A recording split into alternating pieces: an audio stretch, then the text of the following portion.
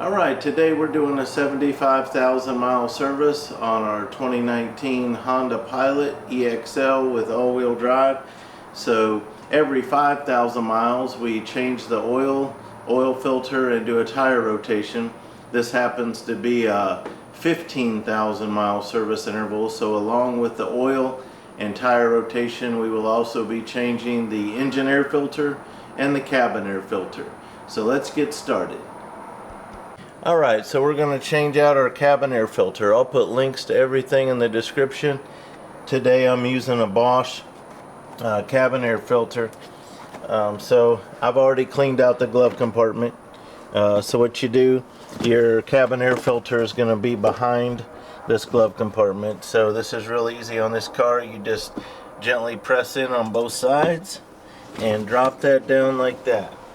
And then down here you're going to have your, this is where your cabin air filter goes. So you've got a little indentation there on that side and this side. So you would just push those in and out it comes. So inside of this tray is your filter. Now notice this right here says airflow down. It's got a down arrow. So that's important when we look at our new air filter. This really looks pretty good. It's been 15,000 miles. This is a very clean looking air filter. You can see though plenty of stuff in there, but still, as far as air filters go, this is extremely clean. There's a leaf, so we're gonna set that aside.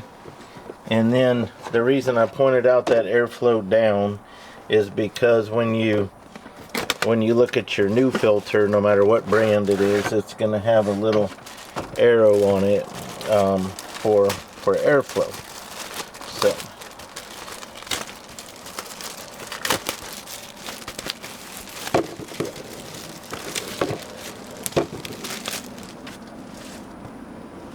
okay, so here's our new one, and so see right there, airflow down. So that lets us know that it goes in this direction. So we're just gonna put this one in there.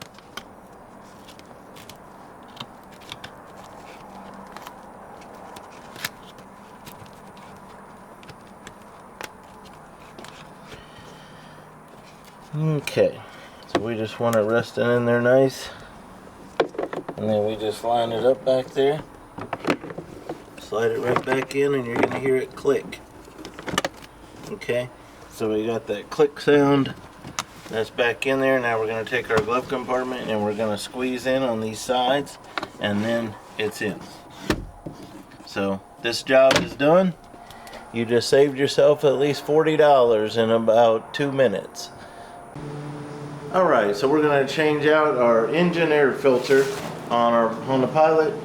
Today we're using a Wix filter. I'll put links to everything in the video description. So this is very easy. It takes no tools.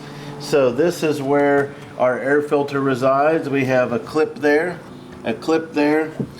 and a clip right here. So 3 clips that you literally just grab with your thumb and pop them off like that. No tools needed, okay?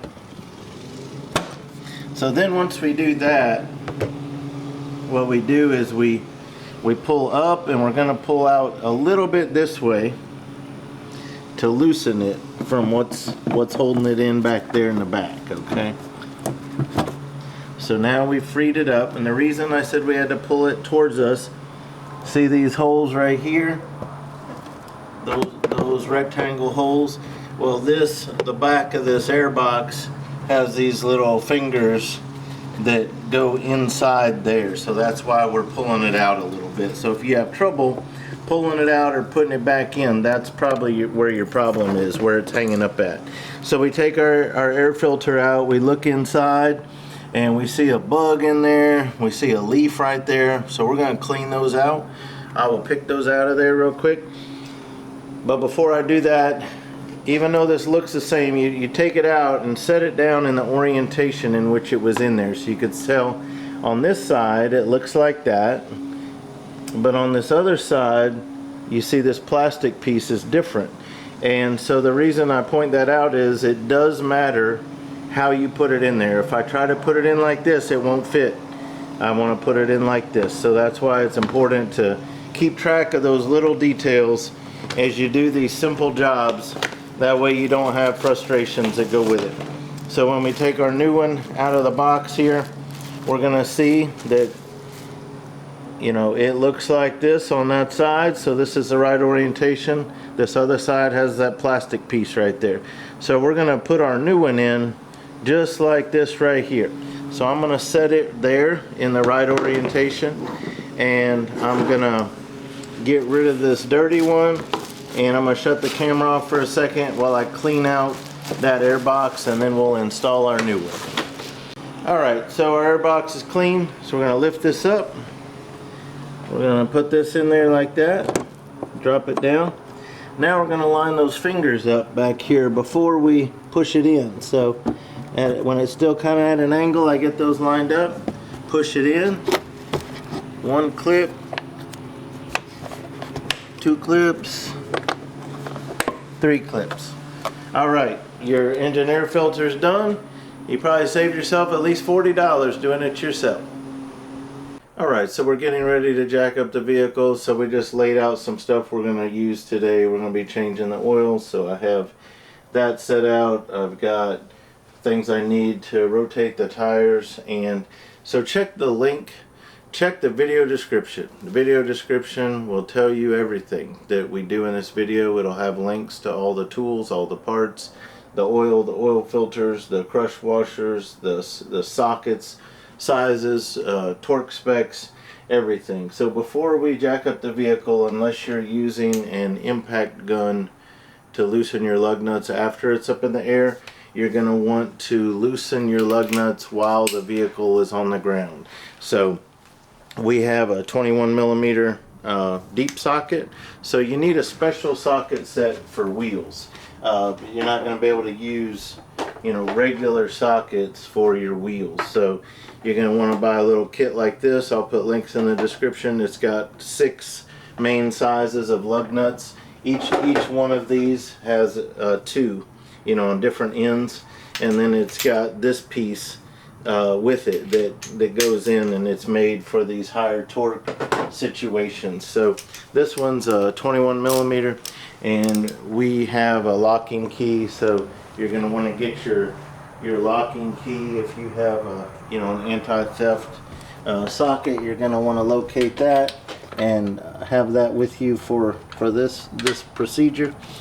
So while it's on the ground, we're just wanting to break these free. So just like that, that's all we need to do while it's on the ground, is just break them free. This is one of the advantages of doing your own work. These are torqued properly, and you can see it's not taking too much effort for me to break these free. They're at 94 foot-pounds. I don't know why tire shops and dealerships are, you know, just over torque everything. It doesn't make any sense. So we're going to do that on all 4 cars. All 4 cars. We're going to do that on all 4 tires, and then we're going to jack it up. Alright, we're going to jack up the vehicle. We've already loosened the lug nuts. Got a couple of wheel chocks I'm going to put on the back tires. I already have the emergency brake set, but I'm going to put these in the back.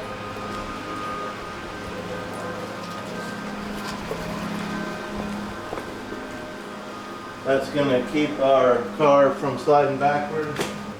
Okay, so our front jack point on this car, the 2 jack points are extremely easy. So right in the middle of the vehicle where the Honda logo is, going to go straight under here. Push that under there a little bit. Okay, it's right here. That's our front jack point. So easy on this vehicle. Okay, so I just gonna start lifting. Make sure that's in the middle of our jack pad, and that's our front jack point. Now that we have it contacted, now all we got to do is jack it up.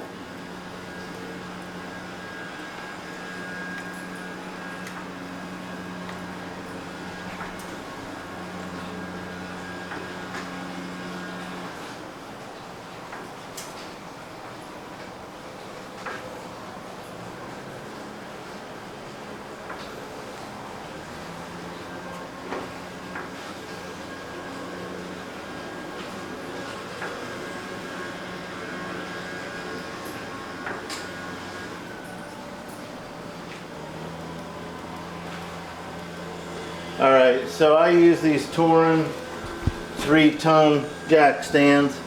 I make myself notes to save myself time. I want 4 teeth showing on the front. So these are teeth right here.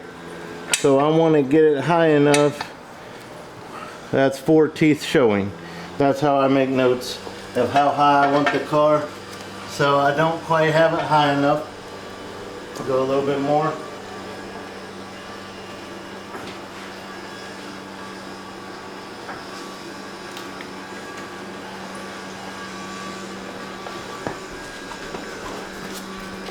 Got my little helper here.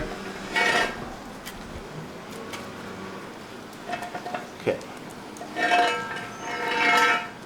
Yep. Okay, a little higher. A little higher, buddy. Come on. Come on.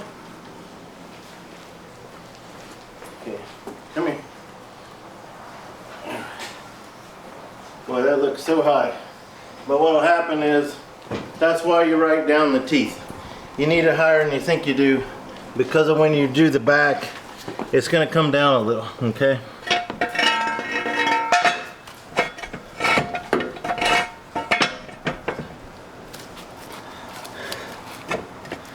I'm just barely. I'm going to go up one more time.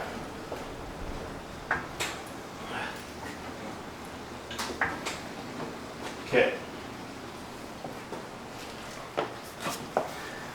So you can tell this metal piece is where my jack stand needs to go. These are superior to pinch welds. These are made to hold up over time. So we want to put our jack stand in the middle of that jack stand holder right there. So we've got that one where it wants to be. So you're going to have one there. You're going to have one that looks exactly like that by all 4 tires.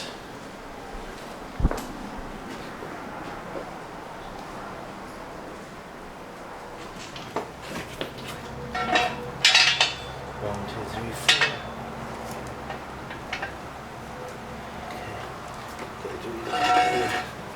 Okay. Good Tweety. Okay. Okay. So we're gonna set it down gently. Come here, Abby. Come on. Come here. Come on over here. Come here. Okay, come on. Okay, so I'm going to start loosening the jack handle counterclockwise slowly. Okay. I feel it resting, so I'm going to lock it in place and check them and see how it did. Okay. That one's nicely in position.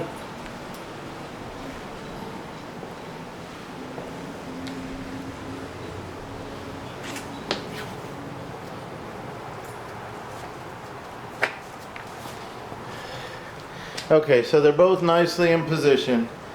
So I'm going to remove, well, I'm going to wait and remove the wheel chocks after I get the rear jack in place. I just want to point out, jacking up the vehicle is probably the most time consuming, energy consuming, and the biggest safety issue with doing work yourself. So you really want to take your time. It's a lot of bending down and getting back up. That's why I wear the knee pads. One viewer suggested, they make these foam kneeling pads, so that's a good option. I like the knee pads because they go wherever I go and I don't have to have the added step of dragging a foam kneeling pad around with me, but it's your preference. But you're going to be getting down and up a lot. So you don't want to just, the reason we have 2 floor jacks instead of 1 is for safety, because I'm going to want to leave my floor jack where it is along with these jack stands so that I have an added safety. If anything fails, I got 2 other things holding it up in the front and same in the back. So I would advise investing in 2 floor jacks instead of 1. Also, even though it's true that I want my jack pad resting on the jack point, that's for after I've got it up on all four wheels. So, because I'm not under the car now. So what I need to do in the front is relax this jack pad several inches to go, you know, this far down below the jack point, because when we jack up the back, the front is going to come down. And we don't want, when we're jacking the back up, we don't want this floor jack to be set too high where it comes off the jack stands and gets it all kind of lopsided. So I have to put my dog inside for a few minutes while I finish this up.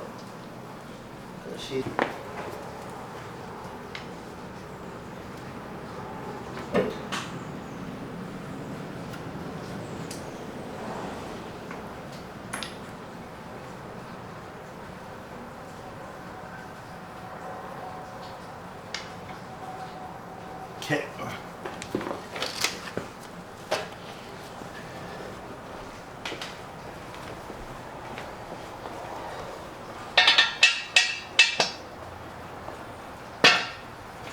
Alright, so now we're going to do the rear jack point.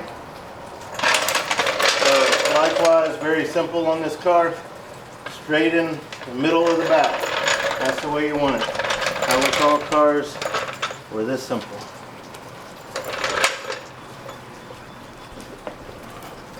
Alright, it's raining out here. I'll put a little plastic sheeting down so I don't get too soaked.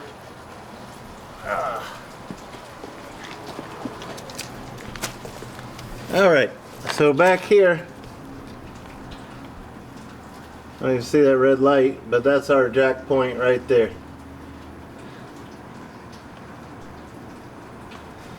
So we're gonna push this up there and get it in position where the jack pad is pretty much centered on there. So there we go. So now we're going to jack this up.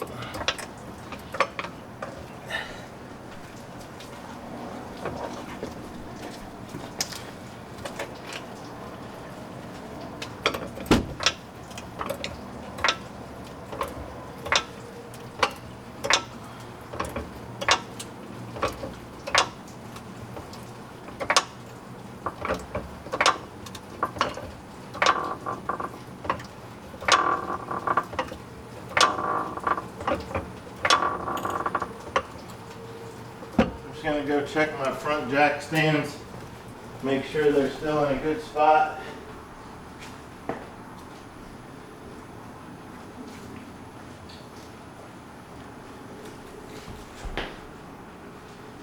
Okay.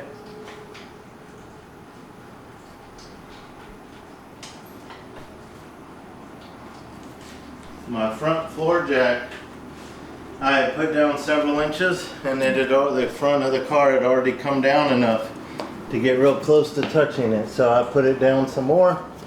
This is still in a good spot. So how close am I over here?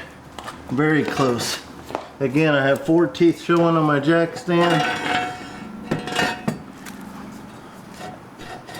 I have it in position in this side. Sometimes, for whatever reason, the two sides aren't exactly the same. So just because I got that one in doesn't mean this other side is ready yet. So I'm going to go check it. It might need a little more.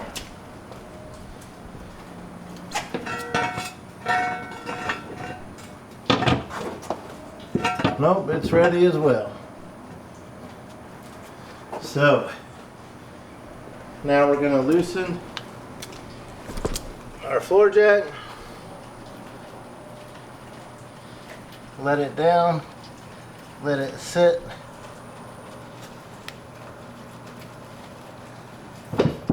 Okay, now the weight of the vehicle is now on all 4 jack stands. So now what I'll do on this back floor jack, now that the weight of the vehicle's on there, now I'm going to jack it back up to where it's just touching that jack point and I will leave it there for safety. So I've got the floor jack plus the jack stands.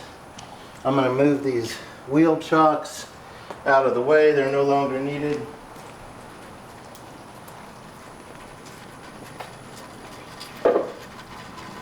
I'm going to leave that plastic sheeting there because I'll probably still need it when we're done. So before I say that the jack, everything's done with the jacks, I want to check my front. I'm good with where it's at.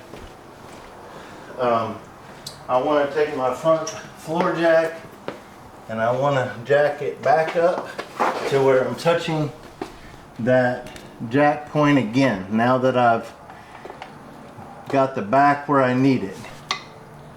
So I want to, okay, so it's touching now. So now the front is again supported by 2 jack stands and a floor jack. So to me, the cost of an extra floor jack is worth my life, right? So why would I want to risk my life because I was too cheap to buy another floor jack? So to me, this is the minimum you need if you're going to rotate your own tires. Now if you're just going to change your oil, you could use ramps or just jack up the front of your vehicle. Ramps would be the quickest, but I don't own ramps because every single time I change the oil, I rotate the tires. So for me, it doesn't make sense to ever use ramps. So that's why I do it this way. Be careful, be safe, you know, ask questions if you're not confident. I'll put links to the jack stands and the wheel chocks in the video description. The floor jacks I buy at Harbor Freight. If I recommend, if you're going to buy a floor jack, go ahead and buy a 3-ton floor jack. I have one Daytona, I have one Pittsburgh. I would just recommend buying 2 3-ton Daytonas, I think, but they're both good. The Daytona has a little longer reach, and I think it also has a lower profile to get under some lower vehicles. Has a longer reach, long handle. It takes less pumps to get the vehicle up. So, and Harbor Freight always runs sales, so just watch their flyers and wait for a sale. So now that we have it like this, now we can proceed with our other work that we have to do. Okay, so on this vehicle, the tire rotation goes front to back on the same side of the vehicle. The back crisscrosses to the front on the opposite side. So this tire ends up there, that tire ends up over here, the front tire on the driver's side ends up with the back tire on the driver's side, the back tire on the driver's side crisscrosses over to right here. So that's the rotation. They take a 21mm socket, and we will torque them down when we're done to 94 foot-pounds and inflate to 32 psi. So we'll just, now that we've already loosened these, remember when it was on the ground, so that when we jack it up, all we got to do is take them off the rest of the way.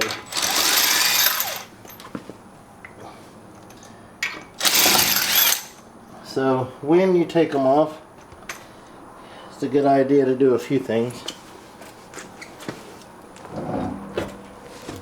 So you lift them away before you drop them so you don't, you know, damage your brakes. But it's a good idea to look, inspect your brake pads right here.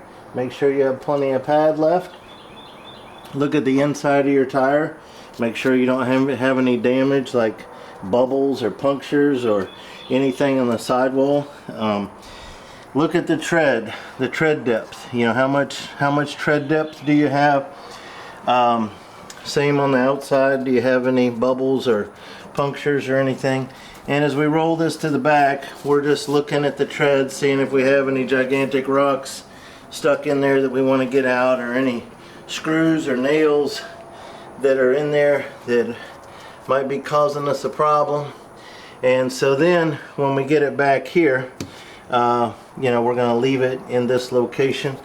and then we'll continue on around the vehicle. The other advantage of removing this tire is how it helps us with our oil change, because it gives us a direct view of our oil filter right there and makes it easy to come in from the side. Now, if you were going to use ramps to do your oil change and not rotate your tires, you could you know, probably, I'm sure, get to that from underneath. It's just going to be difficult.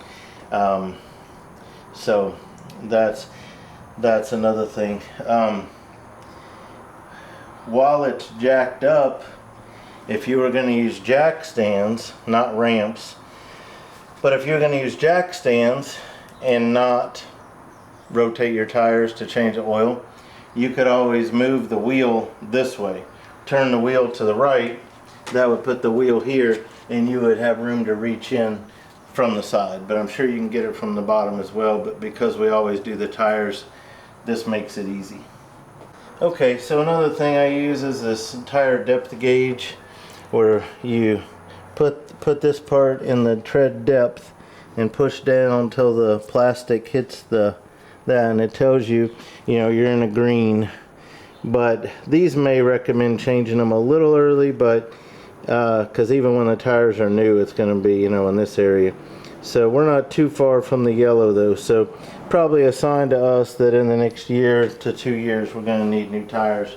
Probably about a year from now, I would guess. So it's just something to put on your radar financially, because, you know, new tires, these are Michelin Defenders. I absolutely love these tires, and they're somewhere in the neighborhood of, you know, 4 new Michelin Defenders for this, with the alignment, everything out the door. You're gonna pay $1,100 for that, so that's a significant investment. So but it's also one of the biggest safety things, you know, you could do for your vehicle, so just keep that in mind. So we're gonna go ahead and rotate these tires and get this oil changed. Alright, we're going to go ahead and do our oil change now that we have our vehicle on jack stands and we have this passenger front tire removed. So normally I do this before I jack it up because it gets high for me to reach down in there and see. But down in here we have our oil fill with our cap, so we're going to take that off. So right there it tells us this car takes 0W20. Have a rag here. I'm just going to wipe that off. I'm going to leave it right here where it's ready to go. And then I'm going to go ahead and put this funnel. This is a really nice funnel. It's kind of on the expensive side, but it's made of like a rubber silicone and it really holds well. So I'm going to put that down in there, and then since it's going to be a little while before we fill, I'm going to cover it with a rag just to keep dust and debris from falling down in there. Now I'm going to loosen the oil dipstick right here. So I'm just going to loosen that. Alright. And then just to kind of show you what our setup is in here.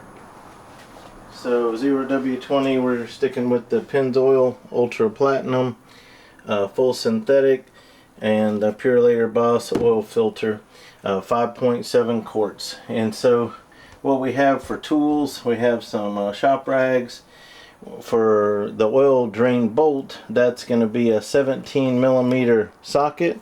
So I have this 3/8 extendable ratchet to get the torque I need to bust that free. Once I have it busted free, I have my Milwaukee ratchet ready, and it has my 17mm magnetic socket. The reason I like to finish it off with that is it'll hold on to the oil drain bolt instead of letting it fall into my oil drain pan. That of course is optional, you don't have to have that. I'll put links in the description if you decide to use it. We will torque it at the end to 30 foot-pounds. I have my 3/8 inch torque wrench set to 30 foot-pounds. So that's for our oil drain bolt.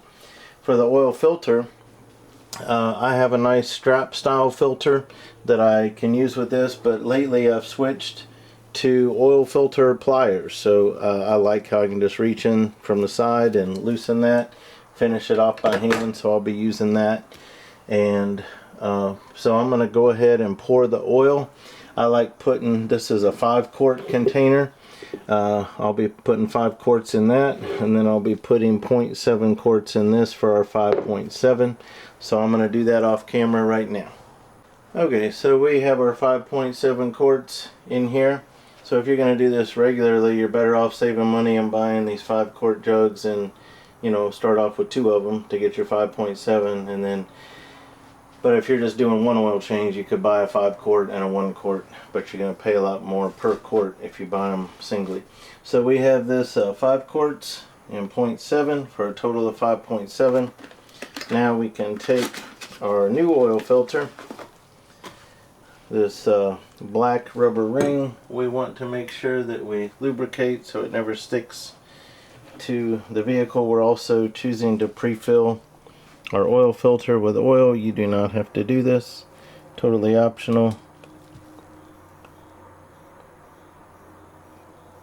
The reason people do fill it is so that upon startup you already introduced some oil earlier on to protect your engine for that fraction of a second that it takes when it's dry. Okay, so that's the reasoning behind it.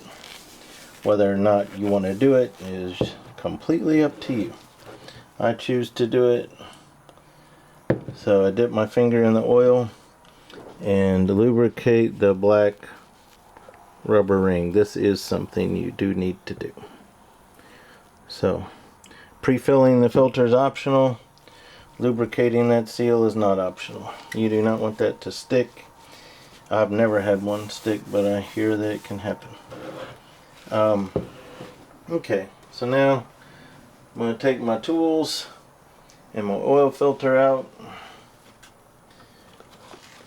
Also, you'll see here that I have 2 kitchen items with me. I have Glad press and seal, and I have aluminum foil. That's to wrap the bar. I'm going to point out to you real quick is this bar. So when we loosen our oil filter, we're going to get some oil drippage right here. Everyone's got their own ideas. Solo cups, Ziploc bags, all these different things. Formafunnels, I've tried them all. I find that the Glad press and seal works great for me. I decided this time I'm going to try the aluminum foil just to see if it's easier, just because aluminum foil is stiffer. So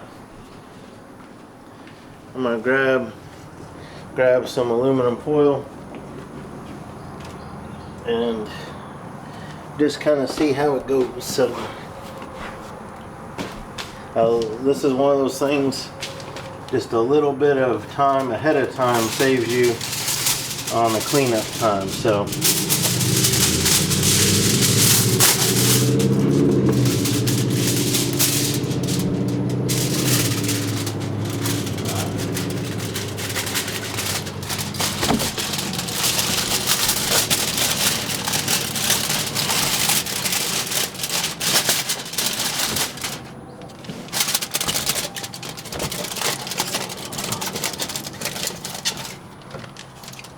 okay, so I think I could just kind of leave the foil like that. Some still could get behind it over there, but we're going to give this foil a chance this time. So I'm going to grab my pliers. I'm going to get my drain pan over this way a little more, because of the way I have my foil shaped more like a funnel. This was a viewer's suggestion, by the way. The aluminum foil was from the last time I did it. So I hope you learn from me, and I also learn from you. So I just use that to loosen it. Then don't want to get my, I'm going to take off my wrist guard for this so I don't get oil on it. So I just kind of know that I'm going to get some right now, so just kind of let it flow.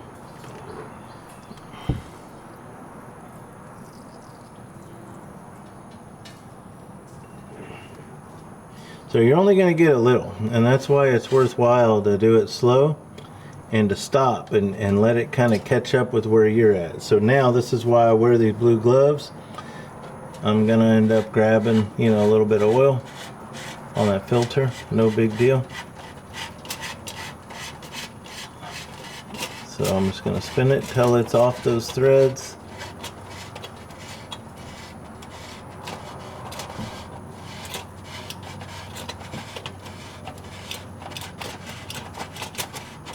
Okay, it's off. So now I just set this filter down in here, turn it over, let some of that oil drip out with gravity. I'm going to take this glove, this outer glove off, so I've got 2 more on underneath it, because once your hands get sweaty, you can't get those things on. So put 3 of them on to start the job and peel them off as needed. So before I remove my foil, I'm going to go up here with my rag and I'm gonna wipe this area clean. The base, I just call it the base of the oil filter where it meets up with the engine. Clean my threads off, clean the mating surface. I can tell by looking up there that there is no black rubber seal on there, so we're good. And so now I'm gonna go ahead and, well, it's still dripping, so I'm gonna go ahead while it's still dripping and just, before I could either remove the foil now and then do my filter or just do my filter. So I'm gonna go ahead and do the filter since I still have an extremely slow drip, and I'm gonna try to line that up.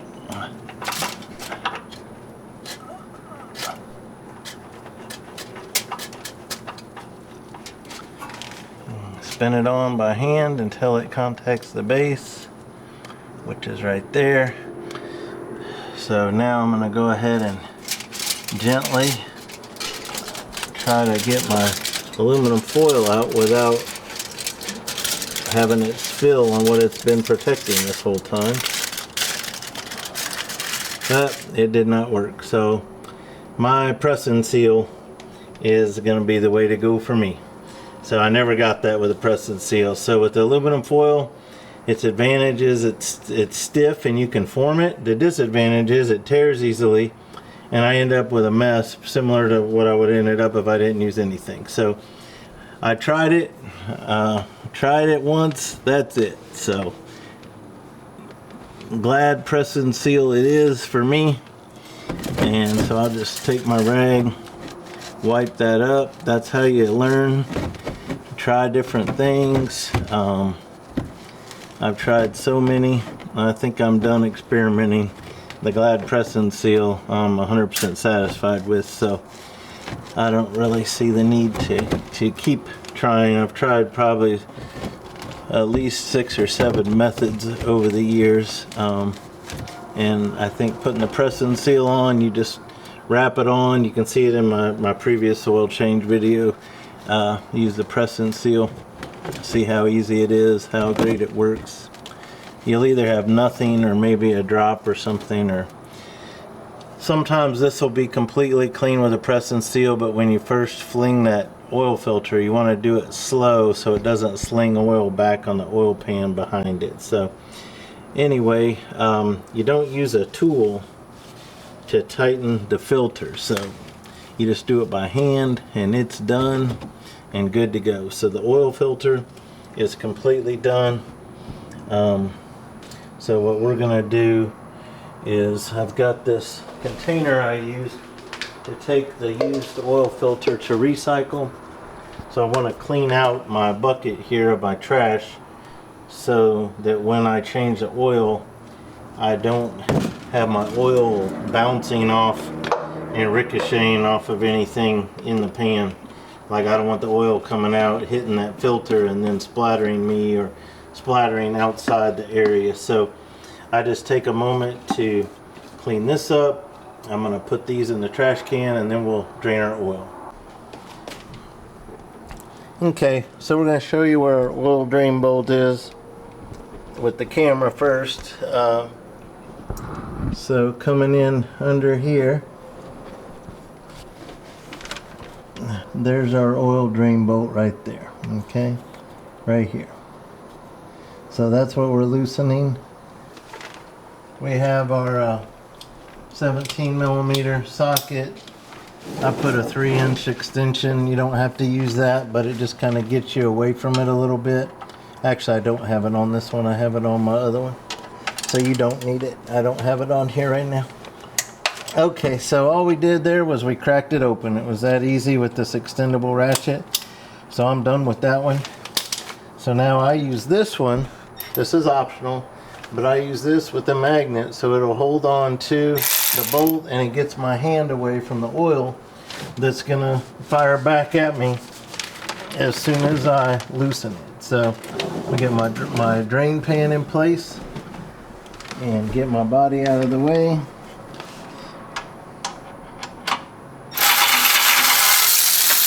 And there it is.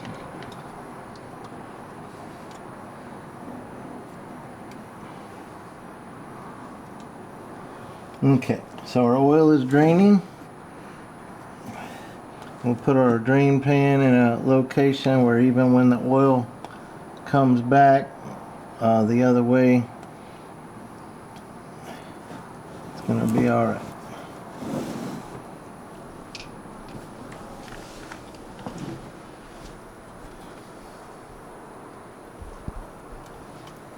Okay, so I want to look at one thing on this.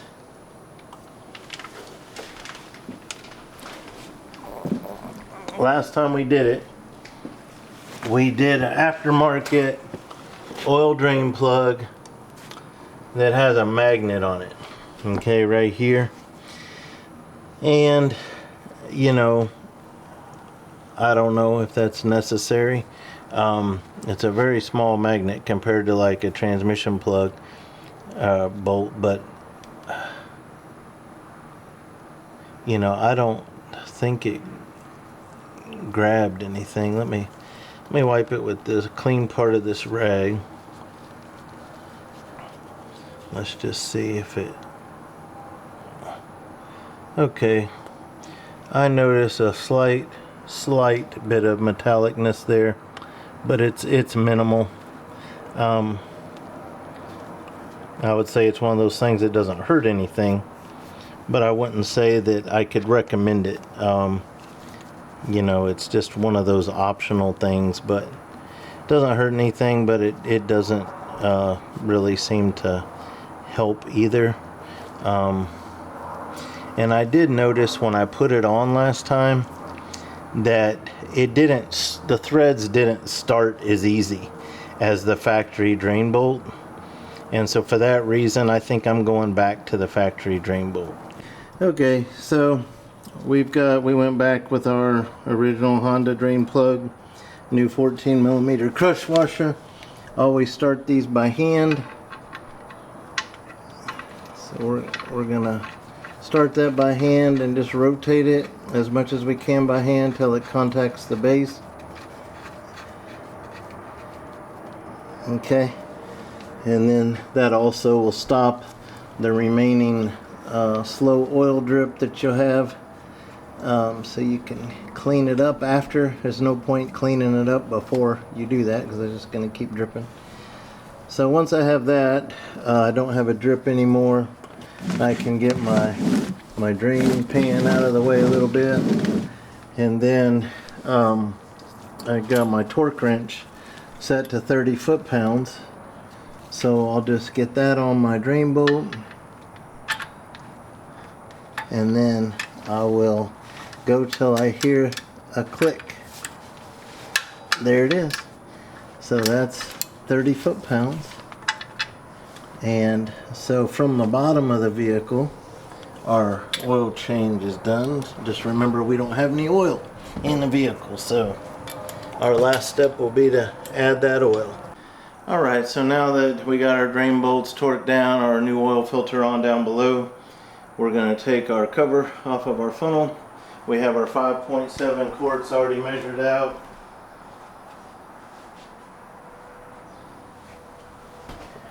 We have the 0.7 right here. Go ahead and pour it in.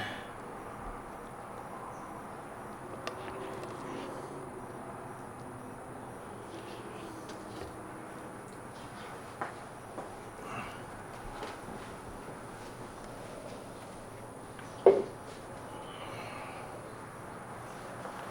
have our 5 quarts right here.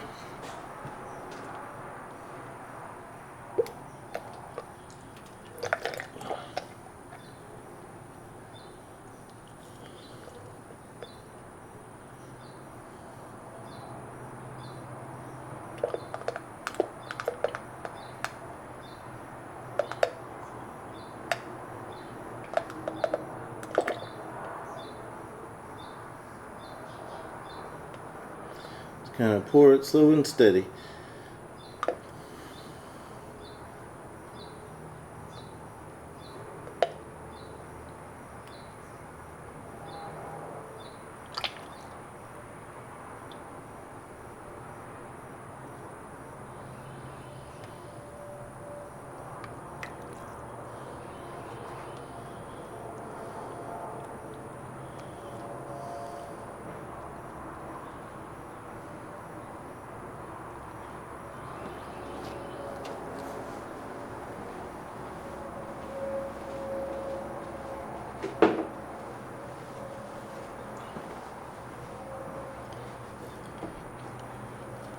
Okay.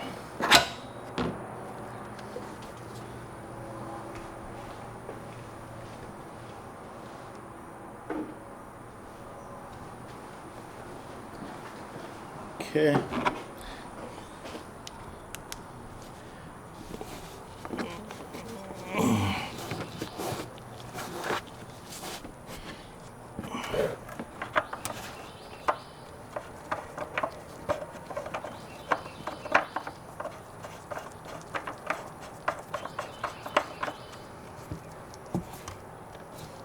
If you have trouble reaching in there, you can either use a step stool or wait till you're back on the ground, because it's really down in there and also back towards the front, so it is awkward when it's jacked up to do that.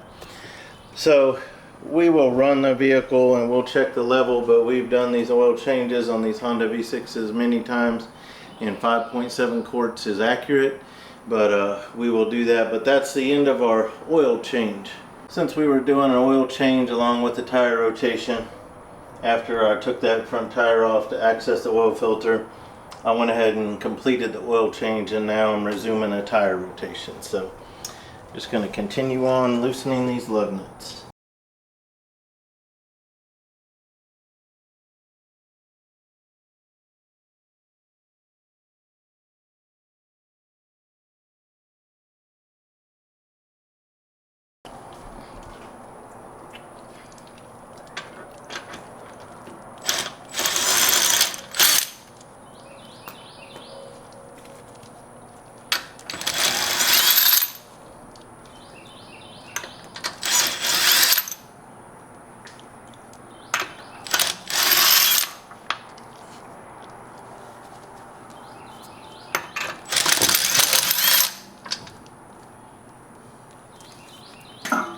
Okay, come on.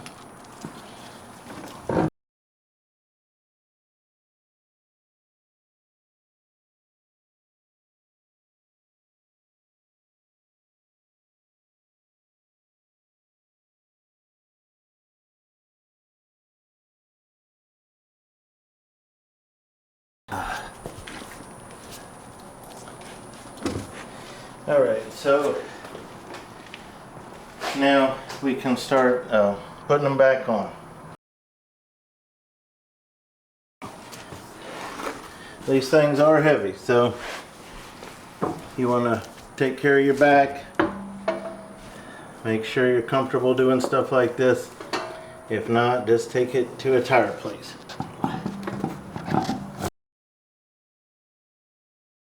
regardless of what kind of equipment you might have an air compressor with an impact gun, or just a really good impact gun that's battery operated. Still want to start these by hand. Get like a good 3 or 4 turns, grab a good 2 or 3 threads before you ever use anything like that, and need to torque it right. So don't just bear down if you don't have an impact gun that has a torque setting. So this is an impact gun, but I don't use it as such. So for example, I have all these started. This is an impact gun, but I'm just going to use it to snug it up. So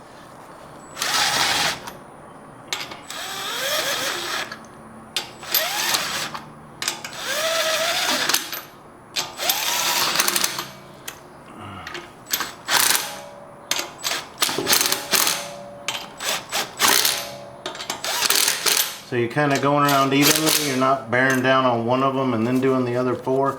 You're doing them a little bit at a time. So I've got it snug pretty good. So what I'll do now is when I put it on the ground, I'll finish torquing them down to 94 foot-pounds.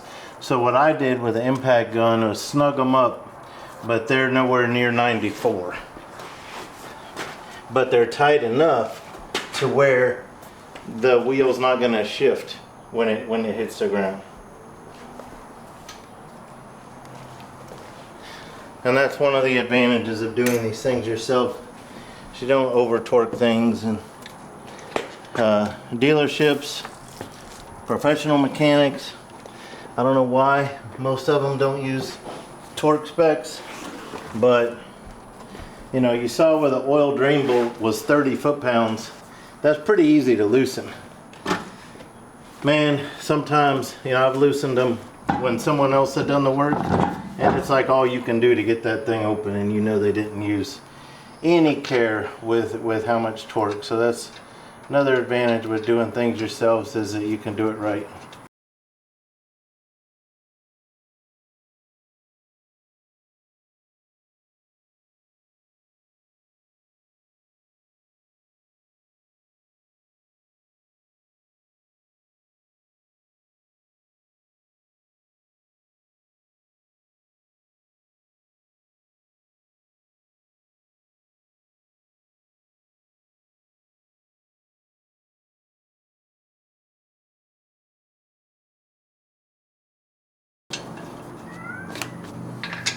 I hear a cat inside that's wanting to help too. Jealous that the dog gets to help.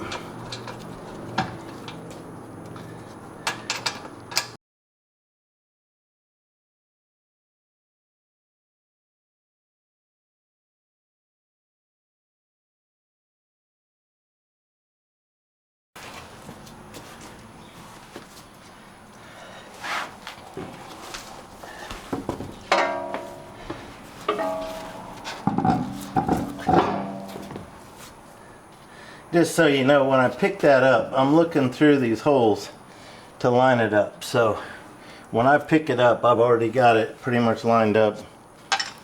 You got to get down where you can see the lug nut that you're trying to hang the wheel on.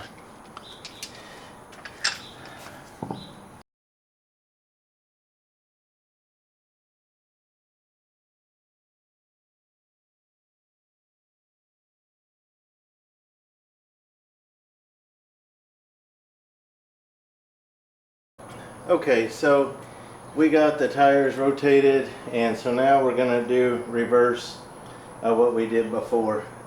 So we're going to move this up just a little bit, and we're going to take our back jack stands loose.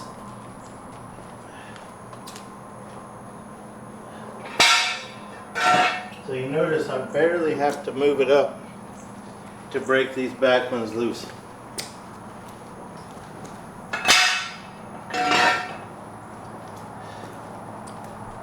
So now I'm going to gently let the back down slowly. Okay. So now that the back is all the way down, I'm going to put the wheel chocks back. This keeps the car from rolling backwards. We also have the emergency brake set.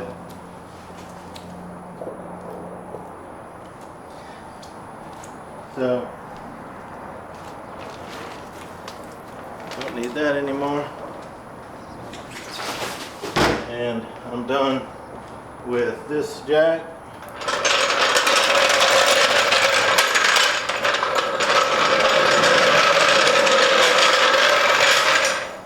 I'm done with my back floor jacks.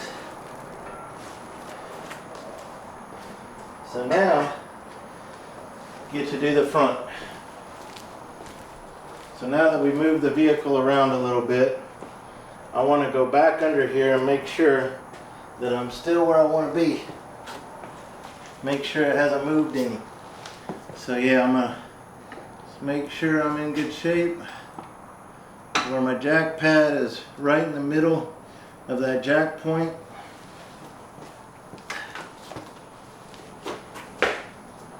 So now I'm gonna jack up on this one.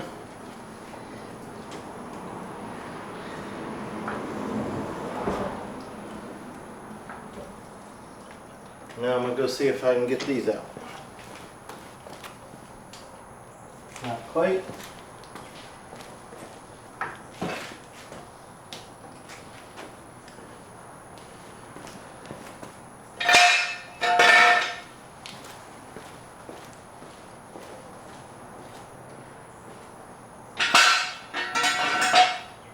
Okay, they're out. Now I'm going to loosen my handle. Come down slow, it's way up there in the air. I want to be careful. It's a lot of weight on this. Just come down slow. Your jack will roll on its own as it goes down. Just want to have room for it to roll back. Okay? So let it come down slow, nice and easy. All the way. Alright, so that's how we get our vehicle safely off of the jack stands. Don't forget to remove your wheel chocks when you're done.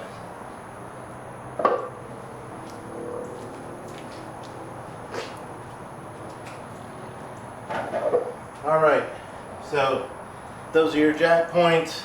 Okay, well, before we do finish the tire stuff, while we got it on the ground, we're going to go ahead and start it up and reset our maintenance minder. This mode. Okay, so it's not started, but we can, I think, do this maintenance information, oil and filter, reset all. Reset all due maintenance items. Reset. Okay, oil life 100%. So that's done. Now we're going to start the car up and let it run while we do the tires so that we can end up shutting it off and checking our oil level.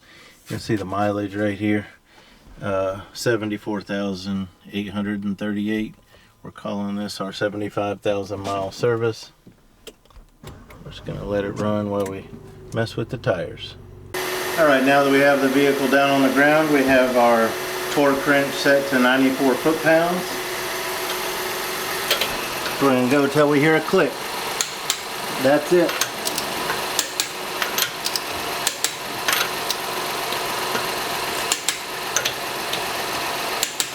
Alright, so we're just going to do that all the way around, and then we'll know that they're all properly torqued.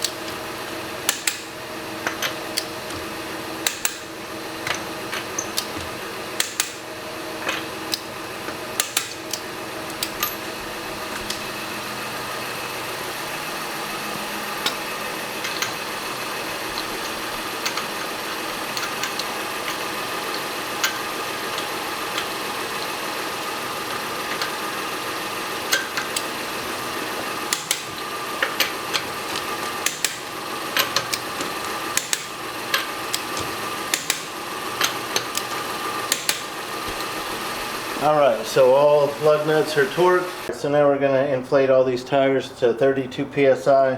I've got this Jayco. It tells you, you know, what your tire pressure is. It's favorite one I've ever used. It swivels and it's got a digital readout. So it's telling us we got 30.7 on there. I'm just going to go ahead and put them all to 32. Just so I know they're right. They're in the right spot. On this one, you just push the power button. It tells you it's got 94% battery. And then I jump over here to the PSI 32.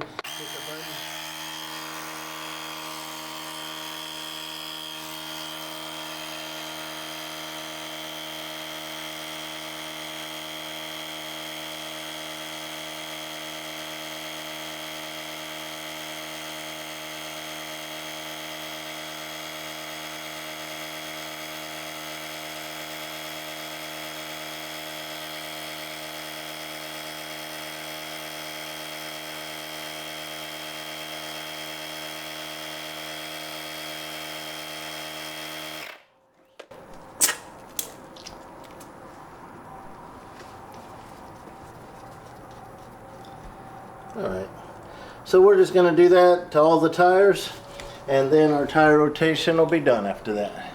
Alright, so we ran the vehicle while we were messing with the tire rotation. We've let it sit for a while now. So now we're just going to pull the dipstick, wipe it off.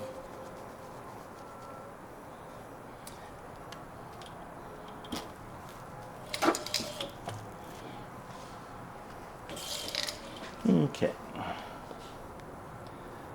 So you can see the clear. It's so clear. Sometimes it looks like it's only halfway up, but I don't know if you can catch it on the video, but you don't want to add if you know you have 5.7, because like at the right angle I can tell it's coming all the way up towards the top. So I'm going to leave it there and not overfill it. So I'm going to leave it right there because it was very close to the top. So I'm satisfied with that. So this is done.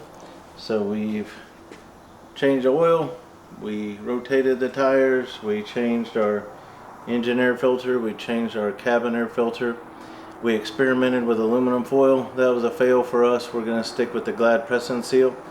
Last time we did oil change, we experimented with a magnetic oil drain bolt. I don't consider that to be worth it. I think that the factory drain bolt threads start easier when I put them on by hand. So I went back to the Honda factory oil drain bolt, and I'll do the same thing on my Ridgeline the next time I change that oil, which won't be for a while. But anyway, so I learned a little bit of experimenting, and so anyway, this is our 75,000 mile service. I hope that's been helpful. Check the links in the video description. You'll find everything you need in there. And if I missed something, ask me in the comments. Thank you for watching.